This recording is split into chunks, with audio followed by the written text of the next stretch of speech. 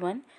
आज मैं फिर आप लोग के बीच एक नया क्वेरी क्वेश्चन लेके आई हूँ जो मुझसे पीजी एस्पायरेंट्स ने पूछा है। The question is how much time I dedicate daily for the studies and what was the schedule for the preparation. तो सबसे पहले तो मैं ये बताना चाहूँगी कि ये फ़रवरी चल रहा है और इस टाइम ये पीक टाइम है आप लोग के लिए प्रिपरेशन का। इस टाइम से कम 12 से 14 घंटे हम लोग को एक दिन में निकालने हैं पढ़ाई के लिए। और पूरे दिन का मैं पूरा स्टडी शेड्यूल आप लोग के सामने डालना चाहूँगी कि कैसे मैंने अपने डे को उस टाइम पे बांटा था। तो जैसे मैंने अपनी लास्ट वीडियो में बताया था कि मैं अपना पूरा टाइम टेबल आप लोग से शेयर करूँगी, तो उस चीज़ को आप लोग कंसीडर करना। अच्छा, इसमें थोड़ा ये है कि जैसे जो मेरे अकॉर्डिंग जो मुझे सब्जेक्ट्स टफ लगते थे मैंने उसको उस हिसाब से बांटा था। और आपको अपने अपने हिसाब से देखना है कि आपको किस सब्जेक्ट में ज़्यादा दिक्कत है, आपको उस हिसाब से लगाना है। तो मैं आप लोग को जो भी बताऊंगी वो अपने अकॉर्डिंगली आप करते रहना। सबसे पहले तो हमें ये पता होता है कि जो होम्योपैथिक सब्जेक्ट्स हैं उनका जो वेटेज होता है पेपर में वो 50% होता है या उससे ज़्यादा ही होता है। तो हमें सबसे पहले वो 4 होम्योपैथिक सब्जेक्ट्स पे ध्यान देना है और हमारा ये मोटिव होना चाहिए कि हम पूरे दिन में होम्योपैथिक सब्जेक्ट्स पे ज़्यादा फोकस करें। मैं ये नहीं कह रही हूँ लाइट पे हमें नहीं करना है, बट हमारा एक भी दिन ऐसा नहीं होना चाहिए जिस दिन हमने होम्योपैथिक सब्जेक्ट नहीं पढ़ा हो।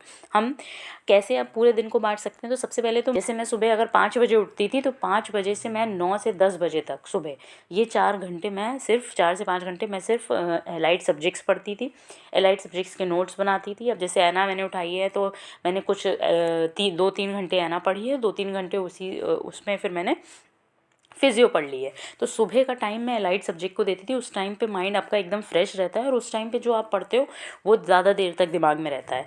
फिर अगर मैं 11 से मतलब हम लोग 11 बजे से फिर मैं अपना एलाइड सब्जेक्ट्स बंद करके होम्योपैथिक सब्जेक्ट से स्टार्ट करती थी। तो जो बीच में 1 घंटा मुझे फ्री मिल जाता था 10 से 11, जो हम लोग को अपना डेली रूटीन होता है, डे टू डे एक्टिविटी होती है, वो हम करते हैं। और 11 से 1 के बीच में मैं होम्योपैथिक सब्जेक्ट्स पढ़ती थी। 11 से 1 के बीच में होम्योपैथिक सब्जेक्ट्स में आप ऑर्गेनन है, फार्मेसी है, रिपर्टरी है। तो सबसे पहले आप फार्मेसी उठाना, फार्मेसी जैसे ही ख़त्म हो जाए फिर इसी टाइम पीरियड में आप ऑर्गेनन करना, फिर इसी टाइम पीरियड में रिपर्टरी करना। तो 7-8-10 दिन मैं पहले भी बता चुकी हूँ, फार्मेसी कंप्लीट करने में 7-8-10 दिन लग जाएंगे। ऐसे ही ऑर्गेनन कंप्लीट करने में आपको 20 डेज़ लग सकते हैं और रिपर्टरी कंप्लीट करने में भी 15 to 20 डेज़ लग जाएंगे। लेकिन इसका जो टाइम पीरियड था मेरा यही था कि मैं इन सब्जेक्ट्स को 11 से 1 या 2 बजे तक पढ़ती थी। उसके बाद लंच टाइम रहता था, मैं दोपहर में 1 घंटा ज़रूर सोती थी ताकि मैं शाम को जो भी पढूं वो अच्छा फ्रेश रहे और दिमाग भी मेरा एक्टिव रहे उसको पढ़ने में। उसके बाद जब मैं 4 बजे से जब शाम को स्टार्ट करती थी दोबारा से पढ़ाई, तो 4 बजे से मैं हमेशा कोशिश करती थी कि उस टाइम पे मैं फिर क्वेश्चंस लगाती थी। तो क्वेश्चंस में जैसे कि आप कोई भी मॉक टेस्ट लोगे, सीरीज़ लोगे, उसके बारे में मैं अभी नेक्स्ट वीडियो में बता दूंगी।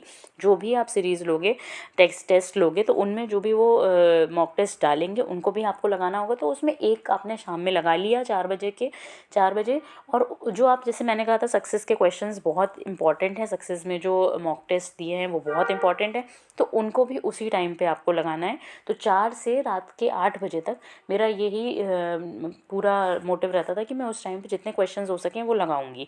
तो शाम के टाइम में मैं एक आध मॉक टेस्ट लगाती थी जो मैंने मॉक टेस्ट लिए थे ऑनलाइन। और जो मैंने सक्सेस की बुक में जो एंड में क्वेश्चंस दिए गए हैं, क्वेश्चन पेपर्स दिए गए हैं, मॉक टेस्ट दिए गए हैं, MCQs वो लगाती थी। तो वो पीरियड मेरा सिर्फ क्वेश्चन सॉल्विंग होता था। अच्छा, कभी आप लोग को ऐसा लगे कि अब आप बोर हो रहे हो या उस बीच आपको क्वेश्चंस लगाने का मन नहीं है, तो आपको जो भी उस टाइम पे लाइट सब्जेक्ट का अगर कुछ पार्ट सुबह का रह गया है या आपको कुछ और पढ़ना है लाइट सब्जेक्ट का, तो वो आप उस टाइम पे शाम के वक्त पढ़ सकते हो। और रात में जब सोने जाना होता था तो आप क्रैक द एंट्रेंस में उस टाइम पे पढ़ती थी। आप भी हो सके तो उस टाइम पे रात में क्रैक द एंट्रेंस पढ़ना, क्योंकि वो मुझे मटीरियल अच्छी लगती है और मैं उस टाइम पे ही रात में पढ़ती थी उसको। और क्वेश्चंस भी जैसे कि मैंने बताया टेलीग्राम की जो क्विज़ेज़ होती हैं, टेलीग्राम की क्विज़ेज़ आप रात में सोते टाइम लगाया करो। उससे क्या रहता है कि दिमाग भी जैसे उस टाइम पे हम ज़्यादा मेहनत नहीं करने का मन करेगा। जब हम सुबह से उठे होते हैं तो हमें लगता है कि हम रात में जल्दी सोना भी होता है। तो 10 बजे तक आपको 10 साढ़े 10 11 बजे तक आपको सोना है। तो उस टाइम पे आप क्वेश्चन पूरी कोशिश करो कि आप 200 क्वेश्चंस की जो क्विज़ आती है टेलीग्राम पे वो एक रात में आपको लगा के सोनी है। उससे क्या होगा कि एक मटीरियल का एक फिक्स हो जाएगा कि आपको रात में मटीरियल के क्वेश्चंस लगाने हैं। और उसके बाद आपको दोबारा जाके अब एलेंस में उसको पढ़ना भी है।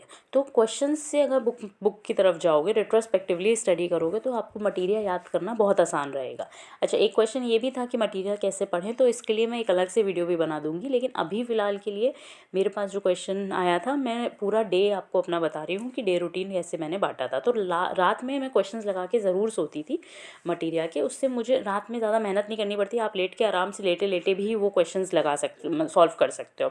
मैं आप लोग के सामने एक वीडियो और शेयर करने जा रही हूँ, जो मुझसे मैंने अपने लास्ट वीडियो में बताया था कि मैं आपको टेलीग्राम क्विज़ में कैसे आप अपने आप को जो क्विज़ है वो रीशेयर कर सकते हो। तो ये वीडियो उसी के लिए मैंने बना के डाली है, आप इसमें से देख लो। इसने मुझे बहुत हेल्प करी थी। ये टेक्निक मेरे इसलिए काम आई थी कि जब पूरे दिन ये क्विज़ेज़ आ रही होती हैं, तो हम लोग अपने डे टू डे एक्टिविटीज़ में बिज़ी होते हैं, हम अपने टाइम टेबल में बिज़ी होते हैं, तो उस टाइम पे आप ये क्विज़ेज़ नहीं लगा पाते हो। तो रात में मैं जब इनको अपने पर्सनली उस पर शेयर करती थी, तो ये क्विज़ सिर्फ मेरे लिए स्टार्ट होती हैं, और ऐसे ही आप भी अपने आप को शेयर करके ये क्विज़ेज़ सिर्फ अपने लिए स्टार्ट कर सकते हो। हालांकि जब आप इसका रिज़ल्ट देखोगे, तो ये रिज़ल्ट आपको जब दिखाएगी, तो वो ओवरऑल ही दिखाएगी। जितने बच्चों ने उस टाइम पे खेला था, उन्हीं बच्चों के बीच में ही आपकी एक रैंक दिखाएगी, जो आपको भी काफ़ी हेल्प करेगी समझने में कि आप कहाँ स्टैंड कर रहे हो या आपका क्या पोजीशन है।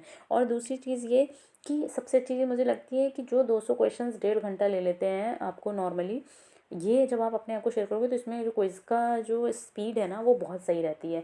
कम से कम वो जो आपको आधा मिनट और 1 मिनट वेट करना पड़ता है, वो इसमें बैक टू बैक क्वेश्चंस आते रहते हैं, वही क्वेश्चंस। तो इसमें इतना टाइम वेस्ट नहीं होता है जितना आपको नॉर्मल क्विज़ में हो जाता है। तो ये चीज़ बहुत हेल्प करी थी मुझे, और आप लोग भी इस चीज़ को अपने उसमें शामिल करना, और आप लोग को काफ़ी हेल्प करेगी ये टेक्निक मेरी। होपफुली आप लोग को मेरी ये वीडियो अच्छी लगी हो, और इस तरह के मैं छोटे छोटे वीडियोस और लाती रहूँगी। जैसे जैसे मुझसे क्वेश्चंस पूछे जाएंगे, मैं आप लोग के सामने क्वेश्चंस की आंसर्स के फॉर्म में वीडियोस डालती रहूँगी। So thank you.